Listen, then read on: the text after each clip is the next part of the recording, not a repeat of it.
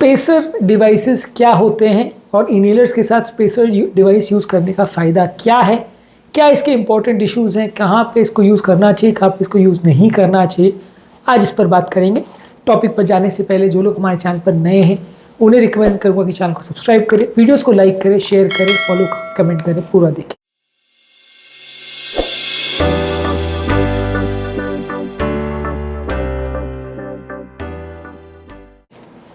Usually spacer device एक device होता है, एक बड़ा बॉक्स या ट्यूब जैसा होता है जो कि आपके इनहेलर के माउथ पे लगाया जाता है और इनहेलर से जो एयर आती है, जो पार्टिकल्स आते हैं वो पहले वहाँ पे डिस्ट्रीब्यूट होते हैं।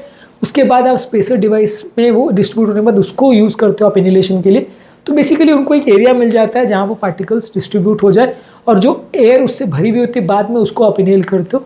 इसका फ़ायदा कई तरह का है। एक तो ये कि अगर आप इनहेलर प्रॉपर यूज़ करना नहीं आपको आता है, उसके साथ जो डीप ब्रेथ वगैरह लेना पड़ता है, सांस होल्ड करना पड़ता है, वो यदि आप नहीं कर पा रहे हो तो इससे आप धीरे धीरे करके भी ब्रीदिंग कर सकते हो। इसमें उतना फोर्सिबली एयर को सक करना या छोड़ना कुछ कंपलसरी नहीं है।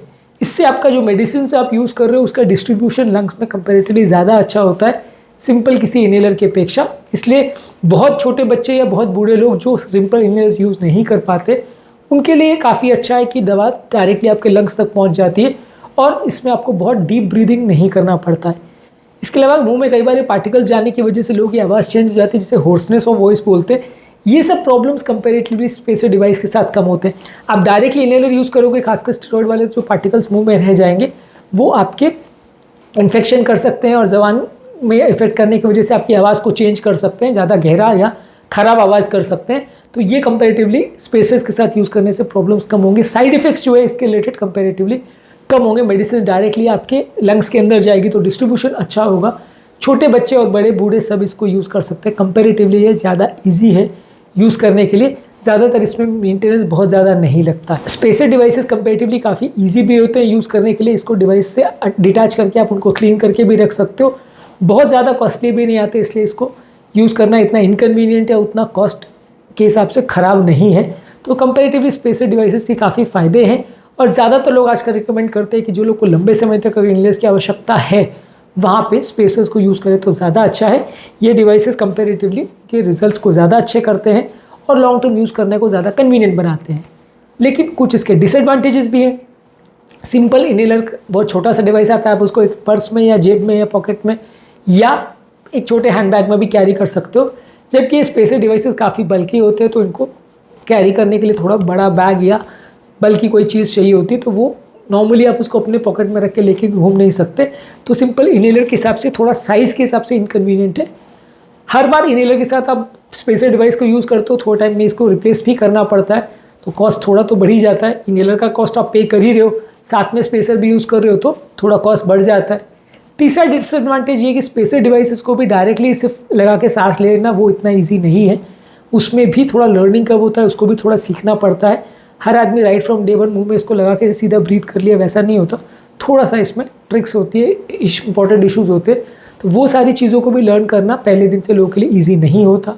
चौथा इंपॉर्टेंट प्रॉब्लम इसमें ये है कि ये थोड़ा सा इसमें क्लीनिंग की रिक्वायरमेंट्स रहती है। अगर इसको आप प्रॉपरली क्लीन नहीं करते हो, स्पेसर को आप कहीं पे पटक देते हो और फिर बाद में उसको मुंह में लाकर ब्रीदिंग करते हो तो साथ में उसमें एलर्जेंस उल्टा अंदर जा सकते हैं जो कि अस्थमा के अटैक्स को बढ़ा सकते हैं।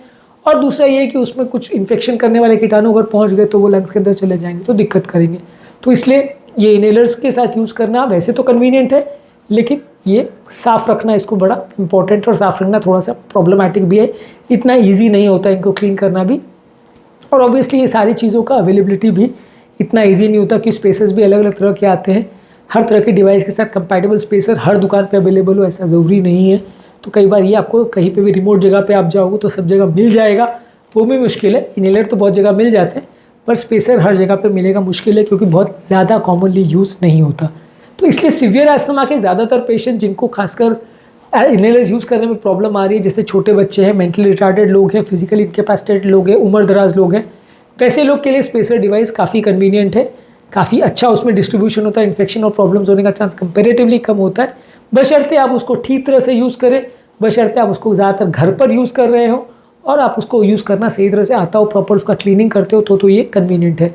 यदि आप उसको प्रॉपरली यूज़ नहीं करते तो फिर कभी कभार वो प्रॉब्लम या इन्फेक्शन का सोर्स भी बन सकता है। तो बेसिकली आज के टॉपिक में हमने बात करी कि स्पेसर डिवाइस क्या होता है और इनहेलर के साथ इसको क्यों यूज़ करना चाहिए, क्या इसके फ़ायदे, क्या इसके नुकसान, इस बारे में बात करी। उम्मीद करूँगा कि इनहेलर यूज़ करने वाले लोगों के लिए ये एक नया कॉन्सेप्ट होगा। ज़्यादातर लोगों को तो वैसे पता रहता है, पर फिर भी बेसिकली इसके बारे में जानना आवश्यक है। टॉपिक एंड करने से पहले जो लोग हमारे चैनल पर नए हैं उन्हें रिक्वेस्ट करूँगा कि चैनल को सब्सक्राइब करें, वीडियोज़ को लाइक करें, शेयर करें, फॉलो करें, कमेंट करें, पूरा देखें। Thank you.